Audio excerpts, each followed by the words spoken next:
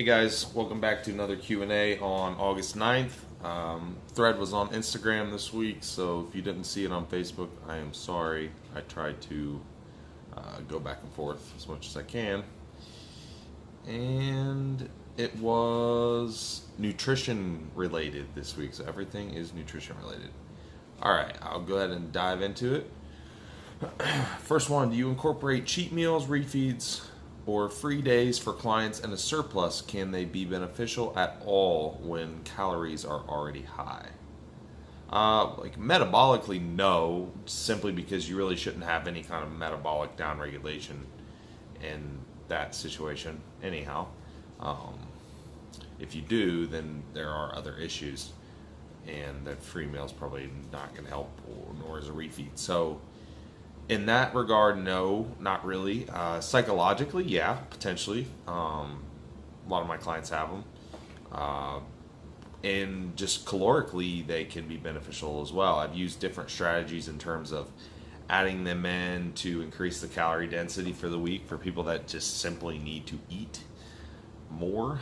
And digestion might be an issue, or just hunger, or just lack of disgust with the amount of food that they're eating. So yeah, that could be helpful. I've used some all-you-can-eat day type strategies very selectively with certain people because that can get way out of hand.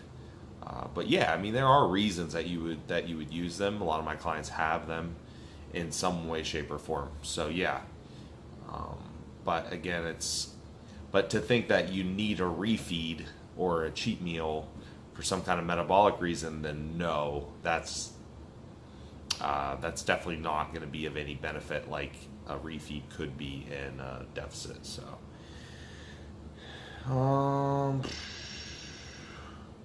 if you had to pick a supplement for intra-workout as more beneficial for a bodybuilder, would it be EAAs or HBCD, so highly branched cyclic dextrins?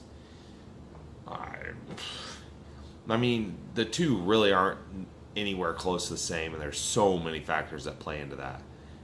You know, obviously one's essential amino acids and one is carbohydrates. So does the person need the extra carbohydrates?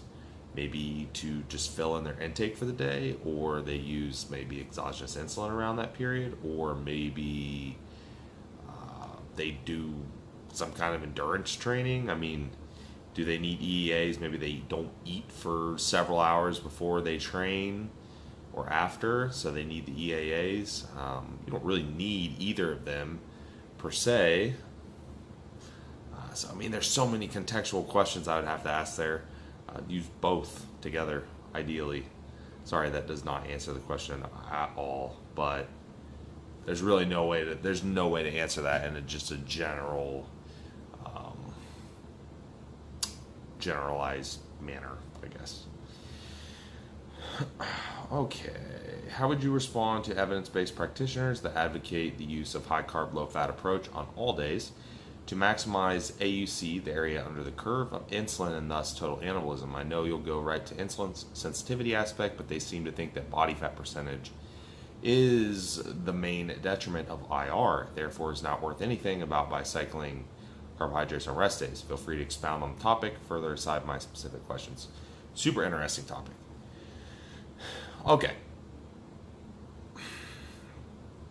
So I'm obviously going to say it depends, because a couple things I'm going to look at here. I do have people because I know a lot of people, they will cycle down carbohydrates on off days and maybe increase fat intake, or just lower carbohydrates and not do anything with fat, just because their energy expenditure is less, so they're eating a little bit less. So there's that idea. Secondly, some people don't do good raising their fat intakes on non-training days, so maybe they are lowering their carbohydrates, but they just don't do good with the extra added fats, maybe because their liver doesn't produce much bile or enough bile to digest them. They just simply don't digest them well. I have run into this, and I've run into people that actually will have more insulin resistance with higher fat intake and lower carb intake versus the opposite, which is contrary to belief. what most people believe. So fats can indirectly cause insulin resistance as well. Really, a caloric surplus is going to cause insulin resistance, all macronutrients included, can and will, to an extent. I mean, you're going to have insulin resistance in a caloric surplus eventually. It's slowly going to happen. It can happen slow, it can happen fast. Depends on the person's genetics, depends on just, how lean they were to begin with. The multitude of factors, supplementation. I mean, there's a lot of things to consider. So, but it's going to happen at some point. So, no, I mean, I can't really say that I would use that with all people. But I mean, there are people that I definitely use that with, and I would agree that body fat is probably the main detriment to insulin resistance. Not necessarily the way that you're structuring your macronutrients or anything along those lines. Those things. The problem is one can be a result of the other. So insulin resistance can be a result of body fat, but body fat can be a result of insulin resistance. So it's like where, what came first type of thing is the way to look at it. So the other issue there too is that I've worked with lean people that have insulin resistance. I mean, there's so many other systemic stress factors, gut flora. There's a lot of other things to take into consideration here that also would play into IR. Had people, I'm not going to say plenty of people, but I've had people that have insulin resistance, high blood sugars, whether it's fasted or postprandial, that have low body fat. I mean, pretty lean people. And even ones that know they're not using growth hormones, and that's not the reason. It's just the fact that they have some kind of digestive issue, or maybe genetically they have typically a higher set point for blood glucose levels. So in a lab, in a perfect environment, we might be able to replicate this high carb, low fat approach on all days and not cycle anything. It does work with some people, and I have people that I do it with, like I said, but what I mentioned there, those are some of the other reasons that would make it maybe not practical all the time. And as you guys know, I'm all about making things practical and just talking about different scenarios, because there's so many different scenarios to a situation like this. It's almost impossible to assume that you could replicate the same thing with each person. So I hope that answers the question. Let's see. Thoughts on the vertical diet. Do you incorporate certain foods for certain reasons? What foods do you see most clients use in their meal plans sent by you if they do not use macro system? Okay. I haven't really talked about the vertical diet much, but it's like, to me, I like Stan. He's a super smart guy. I enjoy talking. I actually had him on a podcast, and he was pleasant to talk to, and I've met him in person. He's a nice guy. I think that it's trying to spice up or make something sound fancier that we've been doing for a long time. Eating certain foods for performance and for need and for purpose, is not really anything new. The ideas behind his vertical and horizontal axis really aren't anything new. It's just that we didn't have a name for it. So, I mean, yeah, as someone that doesn't know those things and has never, used food selection in that manner, then yeah, that could be a good guideline, because that's just not, they just don't have the information. So now they have it all in one place. It has a name that's structured. It has a guide. They can look at it in that regard. But for a lot of other people, they've already been doing all those things. So, what foods do you see most clients using? Okay, so, I mean, yeah, inevitably some people just like simplicity, and they don't like tons of wiggle room in macro systems, and they just want things more set. But I mean, even then, like even people that have macro recommendations, I mean, it's not like, hey, just eat whatever you want, just hit your macros. I can't really think of a time that I ever said that off the top of my head. I mean, there are situations where it's a looser, filling in with a little bit looser with some general clients and people maybe that have different issues going on in terms of like bad relationship with food and disordered eating and things. But in general, I mean, we're going to look at food a couple ways. We're going to look at, well, what digests well and what makes them feel good and what do they enjoy. So, what digests well first, obviously we're not going to put foods that a person's allergic to or has a sensitivity to in their plan. I don't care if as a coach, I think it's a great food and works for me. It doesn't make any sense to put that in a person's plan. That's one of the things I asked on a consultation. So, and foods that and I'm not going to make them eat something that they absolutely hate. It's ridiculous. There's no reason that somebody has to do that. If they hate everything, then yeah, we might have to compromise a little bit. But I mean, it's not like you don't have to eat chicken. I mean, I just had this discussion with someone the other day. They don't eat chicken at all, not ever. Okay, well, it doesn't really matter. I mean, there's a million other options, and I post a lot about some of the kind of off the wall meats and stuff that I eat just because I enjoy them. I like chicken. I mean, I like basic stuff. I like chicken, fish, egg whites, all that stuff.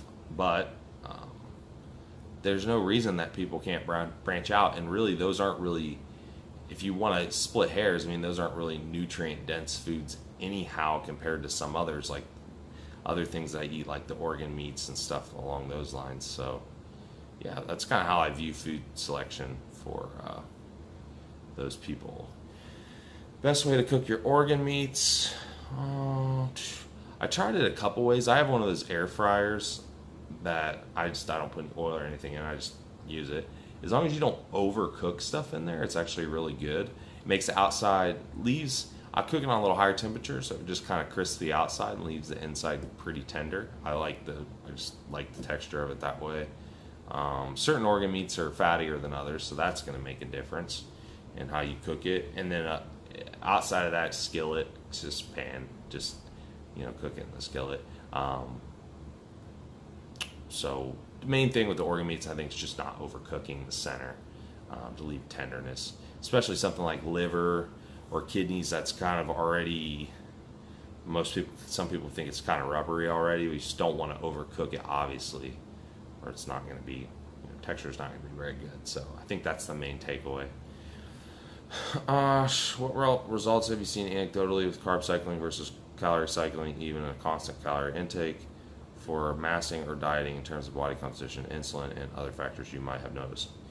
Well, I answered most of that above in the high carb, low fat question. And I've answered why I would use maybe one approach over the other. So I don't really know that I need to expand. I mean, that's a word too, I think. Expand on that much.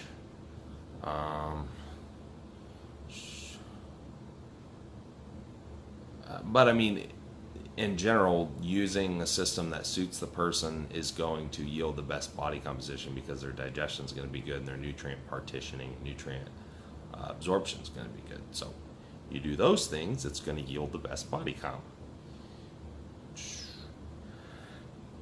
Okay. How do you modify pre-intra, post-workout nutrition for those who work for thing upon waking? I'm assuming work out upon waking. What is your general rule with BCAAs, EA intake, and carb amounts for fasted and training if someone trains right out of bed? Okay, so I do have a lot of people that do this, and they might not necessarily train in like a true fasted state, depending on what their intake is, like what kind of wiggle room we have there. Let's assume they're at least using EAAs or amino acids of some kind. Typically, you would just use a traditional intra drink, maybe have some hydrolyzed protein in there. It doesn't necessarily have to. You might just use EAAs with a carbohydrate. Start sipping on that as they go into the gym. A lot of people, maybe it's a schedule thing. Maybe they just feel better and stronger training that way. A lot of people do. I know I do just fine training like that. I have plenty of clients that do. And and then afterwards, normally go into a a meal with carbohydrates in it, assuming they have sufficient carbohydrates in their diet. And then if they have more carbohydrates in their diet, I might mess around with kind of withholding and doing protein fat type meals during the day and then doing more carbs at night. People prefer that. Just psychologically, they get to eat a nice meal at night, helps with some serotonin release. Plus in theory, it's going to help maybe reload some of that glycogen for the next morning's training session. So it's kind of how we're looking at it if doing that. So carbs post, protein fat during the day, carbs at night. And I've gotten pretty liberal with that with some people with some like really big carb meals, and I just kind of see what effects that elicits in the morning, and it tends to work pretty well. So yeah, I mean, and obviously you're going to have some glucose in your bloodstream from the intra drink also because of the nature of the carbs, like fast gastric emptying, so it's going to get in there really, really quickly.